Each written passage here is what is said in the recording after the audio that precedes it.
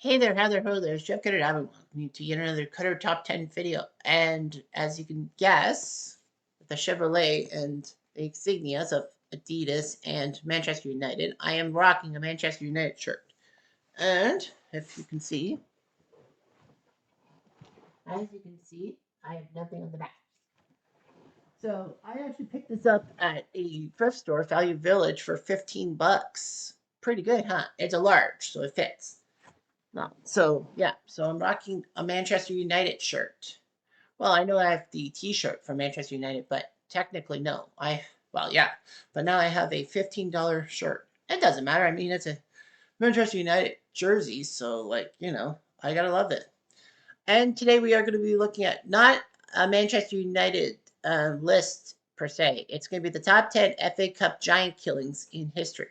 The FA Cup is this big knockout tournament in England in which teams such as Sunday League teams and lower ranked tier. There's like 12 tiers, if I remember right, in English soccer, and they try to fight to be the best of the bunch.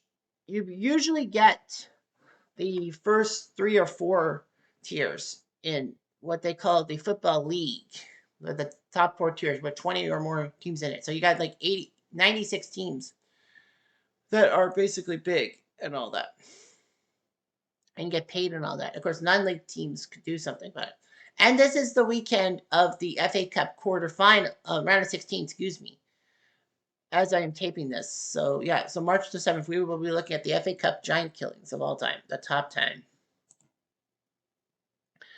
And no, Manchester United does not get featured either way.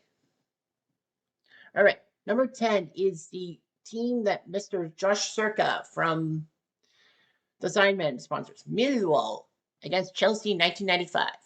Millwall was in the second division. So you have the Premier League and then you have the second division, or what they call the championship. But the championship should be like the Premier League because you're fighting for championship. And then the third tier and League One and the fourth tier, which is League Two. But anyway, Millwall in 1995 did their job against Chelsea. You know, Chelsea, great team in the 90s and all that, always chasing Man U and Liverpool and Arsenal for trophies. But Chelsea fell flat to Millwall. It was unpredictable, and Chelsea thought they could score goals, but they couldn't. And London was not happy. Well, Millwall is part of London. Chelsea is also part of London, so it was like a London derby, if you will. Number 9 is Shrewsbury v Everton 2003. Shrewsbury were in the third division. Kevin Radcliffe, who was a great Everton player in the 70s and 80s, would be for them. Of course, Everton is where one Wayne Rooney started out before going to Manchester United. I think he played in the 2003 season for Everton. Can't remember.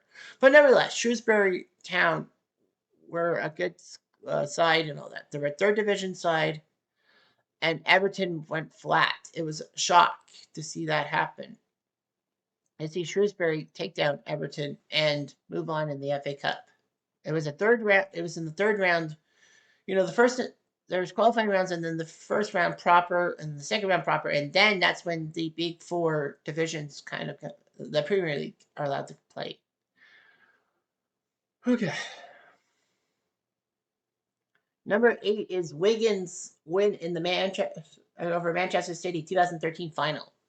Wigan is a pretty good team and all that, but Wigan in 2013 were fighting relegation from the Premier League down to the Championship, aka Tier 2. There is a relegation promotion system in English soccer. In Major League Soccer, there isn't. But anyway, yeah, Wigan took care of Man City in the 2013 final. Man City basically spent like there was no tomorrow. This was the team that basically was jealous of their red rivals, that being Manchester United, and did well. And of course, in 2012, we all know about Aguero scoring that goal to knock Manchester United out of the Premier League title in 2012. But anyway, Man City were hosting Wigan. We're playing Wigan and hopefully winning. But unfortunately, in the 90th minute, a Ben Thatcher header over the goalie, can't remember his name off the top of my head, put Wigan up 1-0 to stay. And even though they got relegated to the second division for 2013-14, they were FA Cup champs, so they got the trophy.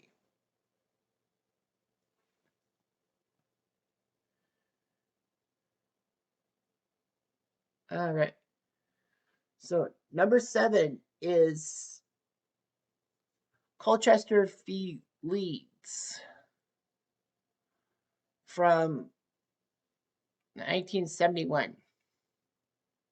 Leeds were the team that everyone wanted to beat up on and all that. So they were one of the best English sides. They won a few top division titles. They won a few cups and all that. But yeah, Leeds looked pretty good. And then they had to face Colchester in the fourth round. Well, the fourth division Colchester squad. Leeds looked good. Gary Sprake between the pipes, and Leeds shockingly had poor defending, even though Norman Bite Your Legs Hunter was a good defender. But Colchester pulled it off 3-2, took down Leeds, and went on. Number 6 is Stevenage v Newcastle, 2011. Newcastle were in the Premier League, and they were looking like they wanted to win. And who could blame them? I mean, Newcastle were making things happen in the Premier League. And then Stevenage in League 2, aka Tier 4, came around, beat up on Newcastle, and won the match. So that was pretty impressive. Number 5 is Lincoln City v Burnley in 2017.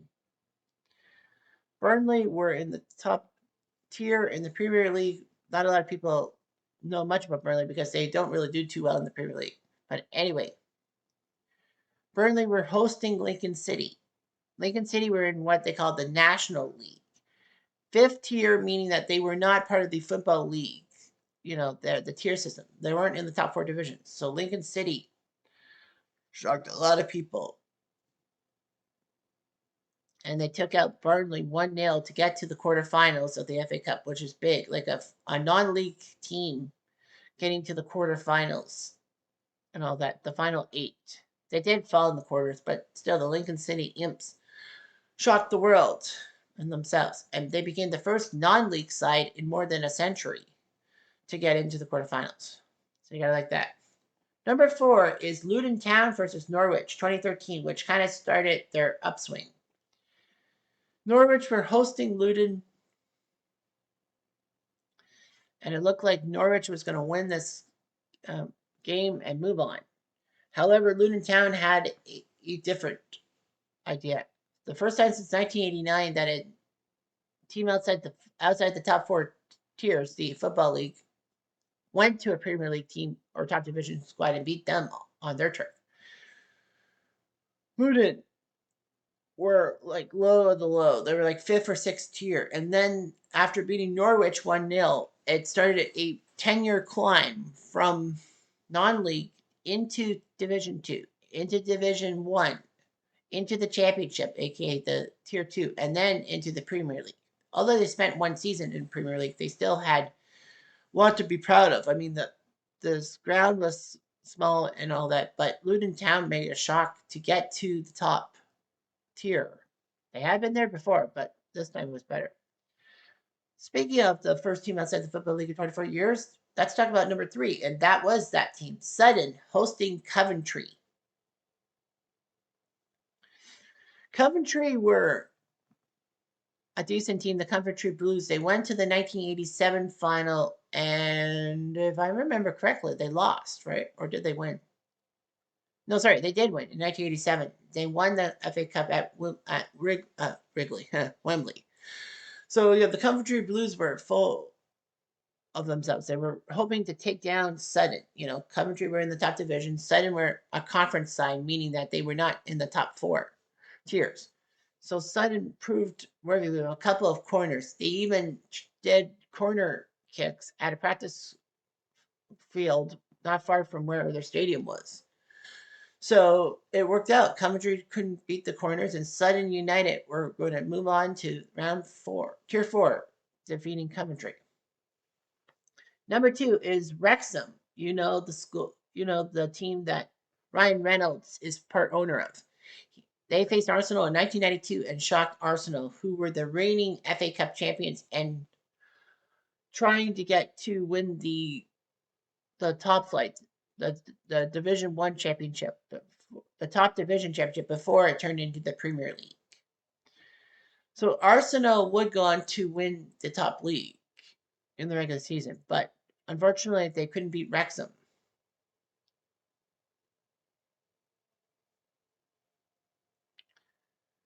As Wrexham tried to play well and all that. But yeah, so Wrexham was in the fourth division, just in league football, taking on Arsenal.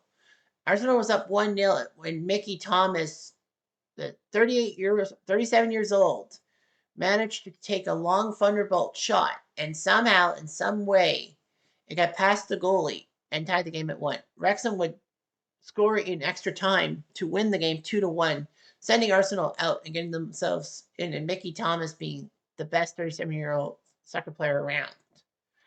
Hopefully Ryan Reynolds gets Wrexham to the Premier League. They're getting closer. And they are in the FA Cup today. Number 1 is the Giant Killing was so big it launched a commentator's career. It was Hereford versus Newcastle 1972. So Newcastle, their big shock in 2011. Well, 4 decades earlier, they got taken out by Hereford. All I know about Hereford is their canned beef thing that Canadian stores sell. Anyway, Newcastle were in the top division. Hereford were in non-league football, so they weren't in the tier 4 tiers. So anyway, Hereford were hosting Newcastle. Newcastle took a 1-0 lead when Ronnie Radford, on a very muddy pitch from 40 yards out, managed to take like a free kick and a thunderbolt that beat the goalkeeper 1-1, and the fans rushed onto the field when you could do that. Of course, not every ground was all cedar. Nevertheless, they went to extra time. Hereford won 2-1.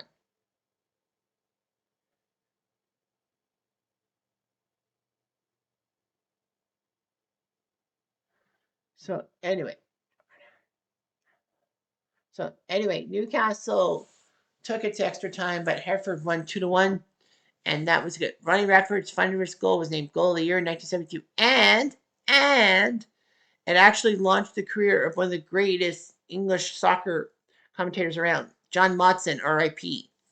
John Motson was doing a key piece for Hereford versus Newcastle. They sent him on the pitch, and it was supposed to be like a 3 to 5 minute clip of the FA Cup for match of the day. Do do do do do do do do do do do. You get the drift.